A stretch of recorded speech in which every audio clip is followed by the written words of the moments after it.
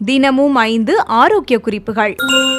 சாப்பிடும்போது எடையே எந்திரிக்க கூடாது. அதே போல பேசிக்கிட்டே சாப்பிடுறது, பலவிதமான யோசனைகளோட சாப்பிடுறதும் இருக்கவே கூடாது.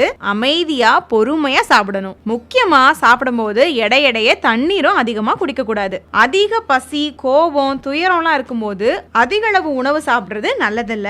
அந்த சமயங்கள்ல திரவ உணவு இல்ல எளிதா செமிக்கக்கூடிய உணவு வகைகளை தேர்ந்தெடுத்து சாப்பிடுறது ரொம்பவே நல்லது.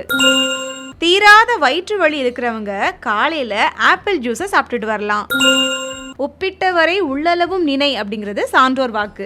இது பல பேருக்கு நினைவுல இருக்குதோ இல்லையோ, ஆனா மனுஷன் தான் உடம்புல சேர்த்துக்க கூடிய உப்பை கண்டிப்பா ஞாபகம் வச்சுக்கணும். உயர் ரத்த அழுத்த நோய்க்கு உணவுல அதிக அளவு உப்பு சேர்க்கறதும் ஒரு காரணம். மற்ற நாடுகள்ல எல்லாம் பாத்தீங்கன்னா ஒரு நாளைக்கு 4 கிராம் உப்பை தான் உணவுல பயன்படுத்துறாங்க. ஆனா நம்ம தென்னிந்தியால நாள் ஒன்றுக்கு 12 கிராம் அளவுல உப்பை நம்ம பயன்படுத்துறோம். அதனால உயர் ரத்த அழுத்த நோயாளிகள் உப்பை குறைக்கிறது ரொம்ப அவசியம். சிப்ஸ், ஊறுகாய், கருவாடு, இறால், முட்டையோட மஞ்சள் கரு, ஆட்டிறைச்சி இதெல்லாம் அவங்க தவிர்க்கிறது நல்லது. கசக்குதேங்கிறதுக்காக பாகற்காய உணவுல இருந்து தள்ளி வச்சிடாதீங்க. பாகற்காய் உடலுக்கு குளிர்ச்சியை ஏற்படுத்தும், பசிய தூண்டும், வயிற்று புண்ணையும் நீக்கும். சோ ஏதாவது ஒரு வகையில பாகற்காய கொஞ்சம் வித்தியாசமா சமைச்சாது சாப்பிட்டுருங்க. 41 நாள் விரதம் மாதிரி தினமும் முருங்கைக்கீரையை சாப்பிட்டு வந்தீங்கன்னா உங்க உடம்பு இரும்பு மாதிரி பலமாகும். இது உண்மைதாங்க. ஆனா முருங்கைக்கீரை கிடைக்கலையேன்னு கவலைப்படாதீங்க.